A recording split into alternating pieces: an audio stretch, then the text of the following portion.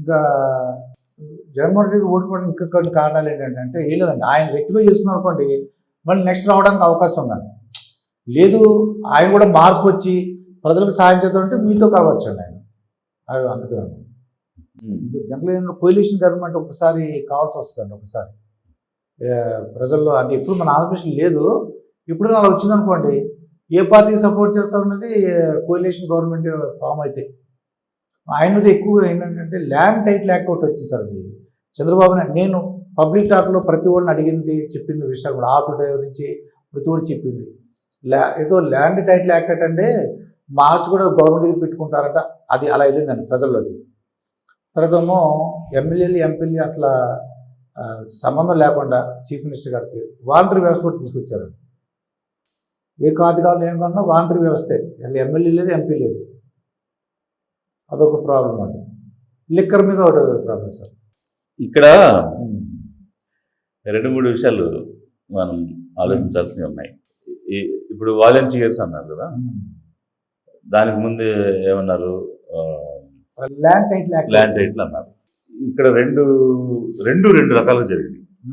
ఇప్పుడు land title act అనేది అంటే ప్రజలకు ఏమవుతుందంటే నా ఆస్తి పేపర్లో జగన్మోహన్ గారు ఉంటుంది తాకట్టు పెట్టే పెట్టుకోవచ్చట. ప్రజలకు అర్థమైంది విషయం అదండి. నిజం అవునాగా మనకు తెలియదు. అదే ఇప్పుడు ల్యాండ్ టైటిల్ అనేది ఒక యాక్ట్.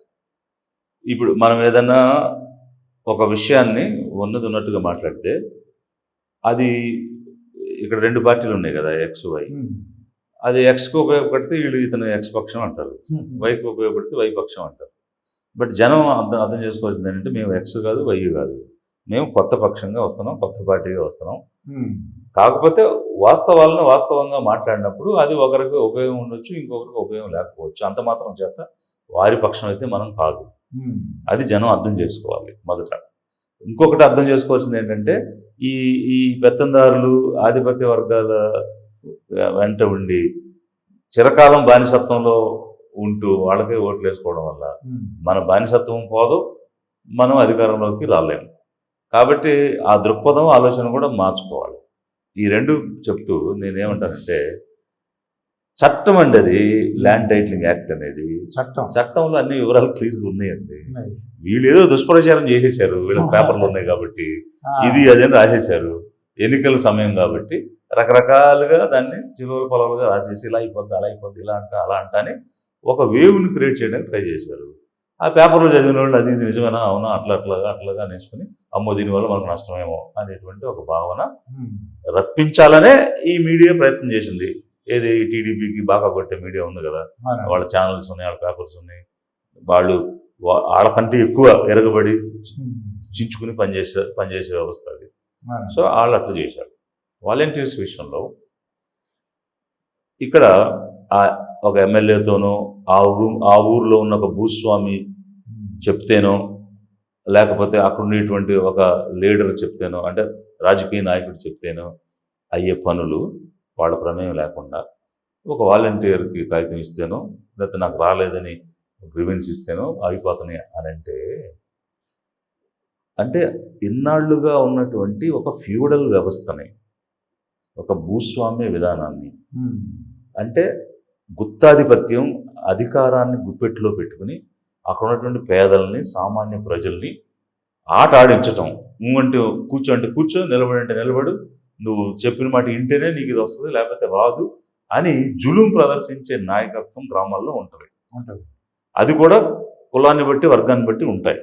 నేను తడ నుంచి తుని వరకు పాదయాత్ర చేశాను కాబట్టి 2729 కిలోమీటర్లు ఊరూరు దాటి వెళ్తున్నప్పుడు ఏ ఊరు ఏ పేదలు ఎవరి గుత్తాధిపత్యంలో ఉన్నారు, ఎవరు జులుం ప్రదర్శిస్తున్నారు అనేది స్వయంగా చూశాను కాబట్టి నేను చెప్తున్నాను.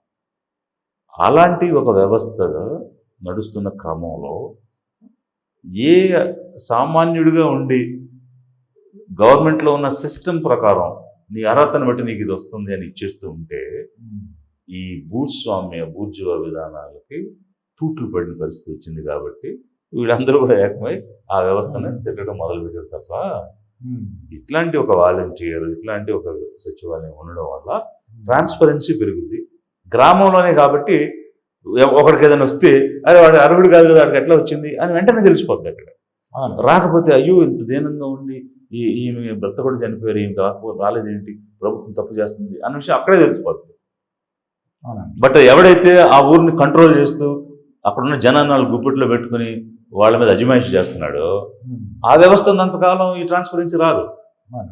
సో చెప్పాలంటే గవర్నెన్స్లో రెవల్యూషన్ అది, చాలా బాగుందండి. మీరు చెప్పిన దాని ప్రకారం చేస్తే బాగుంది. రెవల్యూషన్. అవును. అయితే ఆ రెవల్యూషన్ అతను కూడా తట్టుకోలేకపోయాడు. అంటే అతను కూడా పడేసేసింది. ఎందుకంటే ఈ భూస్వామ్య వ్యవస్థ అంత పెద్దది, అంత వేళ్ళునుకుని పోయినది. సో వాళ్ళ చేతిలో ఉన్న అధికారం చేజార్చుకోవడానికి ఎవరు ఇష్టం లేదు. అవును. సో మళ్ళీ తిరిగే అధికారం మా చేతిలోనే ఉన్నారు. ఇప్పుడు జన్మభూమి కమిటీలని పెట్టారు. ఆ జన్మభూమి కమిటీలు ఒకరికి లోన్ ఇవ్వాలన్నా ఒకటి సిఫారసు చేయాలన్నా వీడు సంతకం పెడితేనే వచ్చేది. సో ఆ విషయం బాగా ప్రచారం అయింది.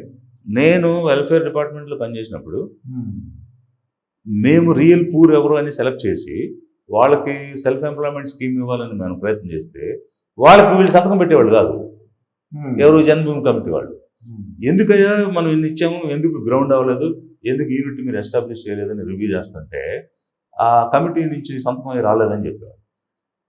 వీళ్ళు ఈ పేదవాడు ఈ జన్మభూమి కమిటీ వాడు ఎక్కడో పొలంలో కూర్చుంటాను, పొలంలో ఒక ఫామ్ హౌస్ కట్టుకుని అక్కడ ఎవరితోనో ఉంటాను, వీళ్ళు వెళ్ళి చెప్పులు కూడా తీసి నిలబడి చేతులు కట్టుకుని నిలబడాలి. అక్కడ వాడు బయటకు వచ్చి సంతకం పెట్టేదాకా వెయిట్ చేయాలి. వచ్చిన తర్వాత చూసి ఆడు నచ్చకపోతే పెట్టనంటే మానేయాలి. ఈ స్టోరీలన్నీ నాకు చెప్పారు స్వయంగా. మరి అర్హుడు కదా, అతను లేదు కదా, చదువుకున్నాడు కదా, ఇవ్వాలి కదా అంటే వాడు ఒప్పుకోలేదు, వాడికి నచ్చలేదు. ఒక నచ్చేది నచ్చంది అర్హత ఎలా అవుతుంది? ఇలా జరిగింది కాబట్టే అప్పుడు ఓడించారు 14-19 తర్వాత. 19లో అందుకే జన్మభూమి కమిటీల వల్ల ఓడిపోయాడు. సో ఈ వ్యవస్థలో చుట్టూ ఉన్నటువంటి నాయకులు కార్యకర్తలు తమ ఆధిపత్యం కోల్పోయారు కాబట్టి, పర్టికులర్గా నాయకులు, కార్యకర్తలకి ఏమి ఉండదు, నాయకులు కోల్పోయారు కాబట్టి వాళ్ళు పనిచేయలేదు, ఓట్లు వేయించలేదు. సో దాంతో అతను ఓడిపోయాడు. సో ఇవన్నీ ఏంటంటే లాంగ్ టర్మ్లో సాధ్యం, అంటే సాధించగలిగే విజయాలు షార్ట్ టర్మ్లో 5 సంవత్సరాలకు 10 సంవత్సరాలకు జరగదు. బికాజ్ అదొక పారాడైమ్ షిఫ్ట్. అంటే సమాజంలో ఒక సమూలమైనటువంటి మార్పు అది చిటికలో జరగదు. దానికి చాలా ప్రిపరేషన్, దానికి ఒక జెస్టేషన్ పీరియడ్ ఉంటుంది. ఇతను హడావుడిగా చేసి ఉన్నాడు. అంటే ఇప్పుడు ఇతని ఆలోచన ఏంటో మనకు తెలియదు కానీ, బట్ చేసినటువంటి దానిలో హడావుడి లేకుండా ఓవర్ ఏ పీరియడ్ ఒక స్టేబుల్గా చేసుకుని వచ్చి ఉంటే ట్రాన్సిషన్ని జనం అర్థం చేసుకుని దాన్ని అలవరుచుకునే సమయం వాడికి ఇచ్చుంటే నష్టపోయి ఉండేవాడు కాదు. ఇప్పుడు ఏంటంటే ల్యాండ్ టైటిల్ యాక్ట్లో ప్రజలు నమ్మడానికి నేను తెలిసింది ఏంటంటే ఈ సర్వేరాల మీద కూడా ఆయన బొమ్మలు ఉన్నాయంటండి. ఇది కూడా బూచిగా చూపించారు. సర్వేరాల బొమ్మలో నీకు విపరీతంగా నేను చూశాను కదండి, ప్రజలతో మాట్లాడాను కదా, బాబోయ్ మా ఆస్తి వెళ్ళిపోద్దని టైంలో మాట్లాడారు అన్నమాట. అదొకటండి. అదంటే ఈ బొమ్మలు వేసుకోవడం అనేది ఇప్పుడు మన పొలిటీషియన్స్ చరిత్ర నుంచి పాఠాలు నేర్చుకోరండి. ఎందుకంటే చరిత్ర ఇట్లాంటివి చాలా జరిగినాయి. ఇప్పుడు ఇన్ఫర్మేషన్ టెక్నాలజీ అన్నది మన దేశంలో వచ్చినప్పుడు, కొత్తగా టెలివిజన్ వచ్చినప్పుడు రాజీవ్ గాంధీ ప్రధానమంత్రిగా ఉండేవారు. అప్పుడు Doordarshan DD channel, DD1, DD2 ఇవన్నీ రావటం, DD తెలుగు ఇట్లా ఒకదాని తర్వాత అప్పుడే కొత్తగా టెలివిజన్ మొదలు. ఇక టెలివిజన్ వచ్చింది, దూరదర్శన్ వచ్చాక రోజు అతన్నే చూపిస్తూ ఉంటే చివరికి ఏమైపోయింది అంటే ఏదైనా ఇంకా ప్రధానమంత్రి రాజీవ్ గాంధీ అనేటువంటి ఒక దీనిలోకి తీసుకురావడం వల్ల, హైప్ క్రియేట్ చేయడం వల్ల వ్యక్తి పూజ అనేది, వ్యక్తిని హైలైట్ చేయడం అనేది జరిగి ఓడించారు అతను. సో అట్లాంటి పర్సనాలిటీ కల్ట్ డెవలప్ చేసుకుందామని ఎవరు ప్రయత్నం చేసినా పోతారు. అలా ఇప్పుడు ఇతను కూడా రాళ్ల మీద బొమ్మలు, పట్టాదారు పాస్ పుస్తకం మీద బొమ్మలు, మనకిచ్చే ఐడెంటిటీ కార్డు మీద బొమ్మలు, అదే సర్టిఫికేట్స్ మీద బొమ్మలు. ఇప్పుడు మీకు క్యాస్ట్ సర్టిఫికేట్ ఇచ్చారు, దాని మీద సీఎం బొమ్మ ఎందుకండి? గవర్నమెంట్ ముద్ర కదా ఉండాలి. ఇలాంటి పర్సనాలిటీ అంటే ఒకటి రాజీవ్ గాంధీకి మన దేశంలోనే మన కళ్ళ ముందే జరిగింది. అంటే దూరదర్శనం అతనే చూపిస్తా ఉంటే జనాలు విసుక్కుని ఓడించేశారు అనేది కనపడుతున్నప్పుడు, ప్రతి కాగితం మీద, ప్రతి పేపర్ మన పోస్టర్ మీద, ప్రతి పథకం మీద మన పేర్లు, మన బొమ్మలు వేసుకుంటే జనాలు హర్షించరు కదా. సో అది డెఫినెట్గా ఇంపాక్ట్ క్రియేట్ చేస్తుంది. అయినా కూడా మళ్ళీ అదే పనులు చేస్తారు వీళ్ళు, అదొక పిచ్చి వీళ్ళందరికీ కూడా. అవును. దాని నుంచి బయటపడాలి. ఇంకొక పాయింట్ నేను మీ ద్వారా ఏం చెప్తున్నానంటే, అసలు అది ఎవరి డబ్బు అది? ప్రజల డబ్బు అండి. ఆ డబ్బుని నువ్వు నీ కోసం, నీ ప్రచారం కోసం ఎలా వాడతావు? నీ వ్యక్తిగత ప్రచారం కోసం ప్రజలు కట్టినటువంటి ట్యాక్సెస్ని ఎట్లా వాడతారు మీరు? వాడి దాని మీద అడ్వర్టైజ్మెంట్లు వేసుకోవడం, ఒక పేపర్కి ఒక ఫుల్ పేజ్ యాడ్ ఇవ్వడం, కోట్ల రూపాయలు దోచిపెట్టడం. ఇప్పుడు అది ఎవరు అబ్బు సొమ్ము? అది it is people's money. People's మనీని మీరు జ్యుడిషియస్గా వాడాలి కదా. వాడకుండా మీకు నచ్చిన పనులకి, మీ ప్రచారానికి వాడుకుంటే ఏ పేదవాడు కడుపున నిండుద్దా ఆ అడ్వర్టైజ్మెంట్ వల్ల, లేకపోతే మీ బొమ్మలు వేసుకోవడం వల్ల? ఎవరికైనా ఆస్తి వచ్చిందా? ఎవరికైనా ఉద్యోగం వస్తుందా? అవేం జరగట్లేదు కదా. So it's clear misuse of funds. అదే అంటే ఎవరో చెప్పారు మాట నాకు, ఈ ఆఫీసులో ఎవరితో మాట్లాడుతున్నప్పుడు చెప్పారు ఏంటంటే, ఎవరో ప్రమోషన్ గురించి ఆఫీసరే సార్ ఇది మంచి ఆలోచన సార్ అని చెప్పి జగన్మోహన్ రెడ్డి గారికి చెవిలో చెప్పాడు. ఎవరో మనకు తెలియదండి పేరు. సార్ మీకు మంచి పేరు వస్తుందండి, మీ బొమ్మలు వేసుకోమని చెప్పి ఐడియా ఇచ్చారటండి. మరి ఎవరో అంటే పేర్లు మనకు తెలియవు, మీలాంటి వాళ్ళు అబ్జెక్షన్ పెట్టుంటారు. ఇప్పుడు మనం చీఫ్ మినిస్టర్ అయ్యామంటే కొంతమంది కంటే గొప్పగా ఆలోచిస్తామనే కదా, అవునండి. కొంతమంది కంటే గొప్పగా పనిచేస్తామనే కదా. ఇప్పుడు ఎవడో చాకలోడు వచ్చి కామెంట్ చేస్తే చేతను పంపించేసినట్టు ఇట్లా ఎవడో కామెంట్ చేశాడని చెప్పి బొమ్మలు వేసుకోలేం కదా. మన విజ్ఞత మనకు ఉండాలి కదా. ఎవరో చెప్పినప్పుడు వినకుండా ఉండాల్సింది. దాని పర్యవసానాలు ఏంటి అనేది కూడా చూడాలి కదా. చూసుకోవాలి.